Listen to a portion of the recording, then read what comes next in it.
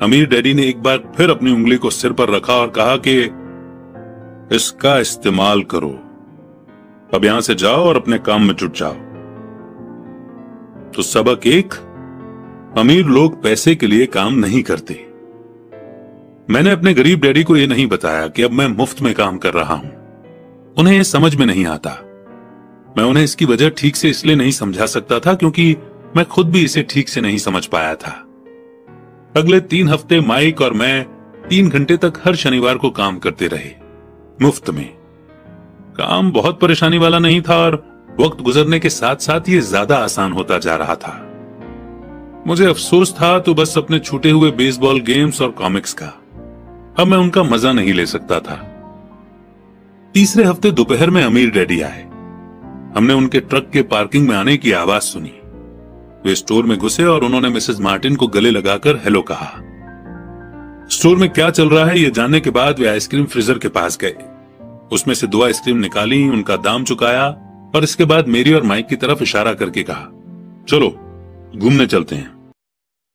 हम सड़क के पार गए, कुछ कारों को चकमा दिया और एक बड़े घास के मैदान में टहलने लगे जहां कुछ बड़े लोग सॉफ्ट बॉल खेल रहे थे। दूर की पिकनिक टेबल पर बैठकर उन्होंने माइक और मुझे आइसक्रीम दी। कैसा चल रहा है? बढ़िया, माइक ने कहा। मैंने सहमति में सिर हिलाया। कुछ और सीखा? अमीर डैडी ने पूछा। माइक और मैंने एक दूसरे की तरफ देखा, अपने कंधे उचकाए और अपने सिर को नामे एक साथ हिलाया। और अब जो हम सबक सीखने वाले थे वो ये था, जिंदगी के सबसे बड़े जाल से बचना।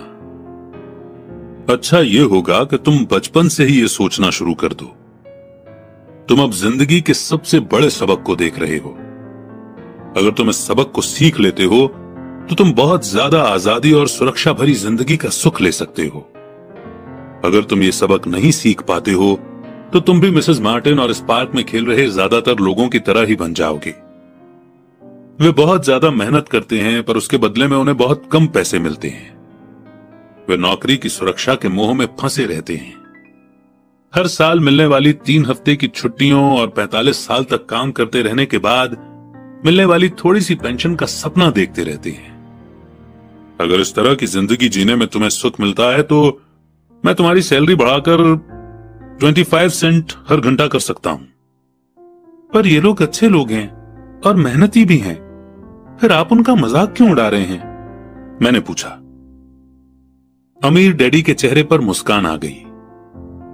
मिसेस मार्टिन मेरे लिए मेरी मां जैसी हैं।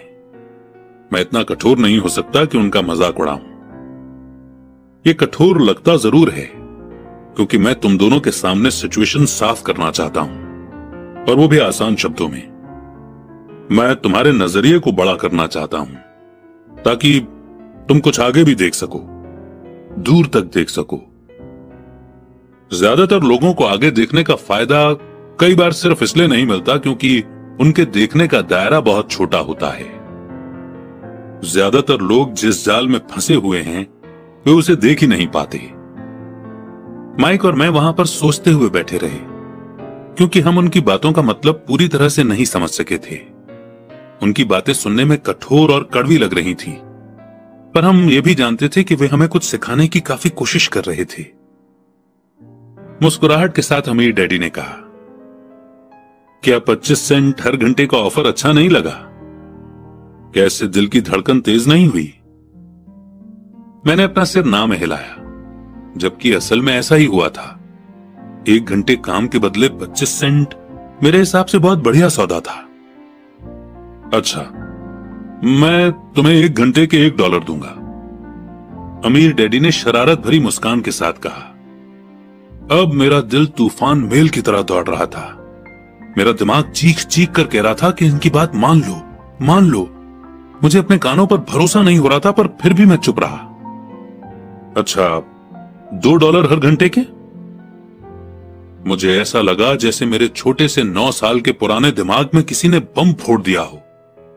1956 में $2 हर घंटे की कमाई मुझे दुनिया का सबसे अमीर बच्चा बना देती। मैं इतना सारा पैसा कमाने की कल्पना भी नहीं कर सकता था। मैं हां कहना चाहता था, मैं सौदा पक्का करना चाहता था। मुझे नई साइकिल दिख रही थी, नए बेसबॉल के ग्लव्स दिख रहे थे। मेरे पास कड़क नोट देखकर मेरे दोस्तों की जलन और तारीफ भी मुझे साफ दिख रही थी। सबसे बड़ी बात तो यह थी कि जिम्मी और उसके अमीर दोस्त मुझे फिर कभी गरीब नहीं कह सकते थे। पर किसी वजह से मैं खामोश खड़ा रहा। हो सकता है कि मेरे दिमाग में गर्मी बढ़ जाने से उसका फ्यूज उड़ गया हो, पर मन ही मन मैं $2 हर घंटे का ऑफर मानने के लिए बेताब था। आइसक्रीम पिघल चुकी थी और मेरे हाथ पर बह रही थी। आइसक्रीम की डंडी खाली थी और इसके नीचे वेनिला और चॉकलेट के टुकड़े थे जिसके मजे चींटियां ले रही थी। अमीर डैडी हम दोनों बच्चों को देख रहे थे जो आंखें फाड़कर और खाली दिमाग से उन्हें घूर रहे थे। उन्हें मालूम था कि वे हमारा टेस्ट ले रहे हैं और वे ये भी जानते थे कि हमारे दिल का एक कोना उस ऑफर को मानने के लिए बेताब हो रहा होगा। वो जानते थे कि हर इंसान की आत्मा का एक हिस्सा कमजोर और जरूरतमंद होता है जिसे खरीदा जा सकता है, और वो ये भी जानते थे कि हर इंसान की आत्मा का एक हिस्सा मजबूत और पक्के इरादों वाला होता है जिसे कभी नहीं खरीदा जा सकता। असली सवाल यह था कि इनमें से कौन सा हिस्सा ज्यादा ताकतवर है। उन्होंने अपनी जिंदगी में हजारों लोगों की परीक्षा ली थी। जब वे नौकरी मांगने के लिए आए लोगों का इंटरव्यू लेते थे तो वे हर बार आत्माओं की परीक्षा लेते थे। अच्छा, $5 हर घंटे? अचानक मेरे अंदर शांति छा गई। कुछ था जो बदल गया था। ऑफर बहुत ही बड़ा था और मूर्खता से भरा लग रहा था। 1956 में गिने चुने लोगों को $5 हर घंटे से ज्यादा मिलता होगा। लालच खत्म हो गया था और इसकी जगह शांति ने ले ली थी। धीमे से मैं अपनी बाईं तरफ खड़े माइक की तरफ मुड़ा। उसने भी मेरी तरफ देखा। मेरी आत्मा का जो हिस्सा कमजोर और जरूरतमंद था वो खामोश हो चुका था। मेरा वो हिस्सा जिसे खरीदा नहीं जा सकता था वो आगे आ चुका था। मेरे दिमाग और आत्मा में पैसे को लेकर हुई इस जंग में शांति और विश्वास जीत चुके थे। मैं जानता था कि माइक भी उसी बिंदु पर पहुंच चुका होगा। अच्छा, ज्यादातर लोगों की एक कीमत होती है और उनकी कीमत इसलिए होती है क्योंकि हम सभी में दो भावनाएं होती हैं, डर और लालच। पहले तो पैसे के बिना रहने के डर से हमें कड़ी मेहनत करने की प्रेरणा मिलती है। इसके बाद जब हमें सैलरी मिलती है तो हमें लालच या इच्छा की भावना जाग जाती है। पैसा होने पर हम उन बढ़िया चीजों के बारे में सोचने पर मजबूर हो जाते हैं जो उस पैसे से खरीदी जा सकती हैं। इस तरह हमारी जिंदगी का एक पैटर्न बन जाता है। किस तरह का पैटर्न? मैंने पूछा। सुबह जागने, काम पर जाने, खर्च करने, सुबह जागने, काम पर जाने, खर्च करने। लोगों की जिंदगी हमेशा डर और लालच इन्हीं दो भावनाओं से चलती है। उन्हें अगर ज्यादा पैसा दे भी दें तो वे इस पैटर्न पर चलकर अपना खर्च बढ़ा लेंगे। इसी पैटर्न को मैं चूहा दौड़ यानी कि रैट रेस कहता हूं। क्या कोई दूसरा रास्ता भी है? माइक ने पूछा।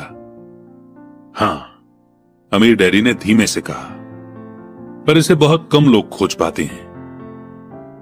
और वो रास्ता क्या है? माइक ने पूछा।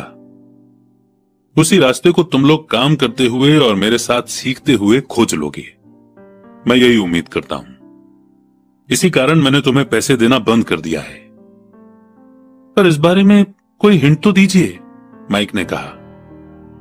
हम लोग मेहनत से काम करते करते थक चुके हैं, खासकर तब जब इसके बदले में हमें कुछ नहीं मिल रहा है।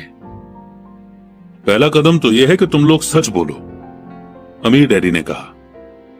हम लोग झूठ नहीं बोल रहे हैं, मैंने कहा। मैंने कब कहा कि तुम लोग झूठ बोल रहे हो? मैं तो ये कह रहा हूं कि सच्ची बात कह देनी चाहिए, अमीर डैडी ने जवाब दिया। किस बारे में? मैंने पूछा। इस बारे में कि तुम लोगों को कैसा लग रहा है। तुम्हें ये किसी और से कहने की जरूरत नहीं है, सिर्फ अपने आप से सच बोलो। आपके कहने का मतलब यह है कि इस पार्क में मौजूद आपके लिए काम करने वाले लोग, मिसेस मार्टिन, ये सब लोग ऐसा नहीं करते।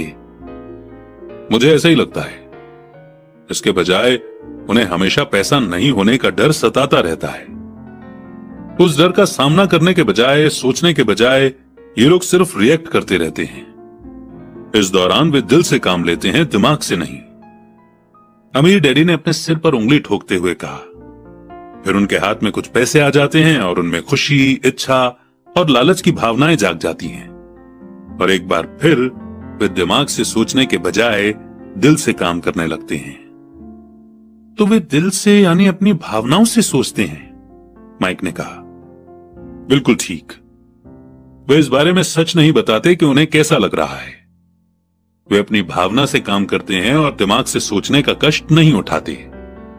उन्हें डर लगता है कि वे नौकरी करने जाते हैं और आशा करते हैं कि ज्यादा पैसा आने से उनका डर दूर हो जाएगा, पर ऐसा नहीं होता है। वही पुराना डर उन्हें फिर से सताने लगता है। वे फिर से नौकरी करने जाते हैं और फिर आशा करते हैं कि पैसा उनके डर को कम कर देगा, पर ऐसा नहीं होता। डर के कारण ही वे नौकरी के जाल में फंसे रहते हैं। पैसा कमाते हैं, काम करते हैं, पैसा कमाते हैं और आशा करते हैं कि डर से उनका पीछा छूट जाएगा। पर हर रोज जब वे उठते हैं तो उनका पुराना डर भी उनके साथ उठता है। वही पुराना डर करोड़ों लोगों को रात भर जगाता है और उनकी रात बहुत चिंता और परेशानी में गुजरती है। इसलिए वो उठते हैं, काम पर जाते हैं और यह आशा करते हैं कि सैलरी के चेक से उनके दिल को कुतरने वाले इस डर को वे मौत के घाट उतार देंगे। सच बात तो यह है कि पैसा उनकी जिंदगी को चला रहा है, पर वे इस बारे में कभी सच नहीं बोलते हैं। पैसे ने उनकी भावनाओं पर कब्जा कर लिया है और उनकी आत्माओं पर भी। ये कहकर अमीर डैडी खामोश हो गए ताकि उनके शब्दों में छुपा संदेश हमारे अंदर चला जाए। माइक और मैंने उनकी बातें सुनी थी, पर हम उनका मतलब पूरी तरह से नहीं समझ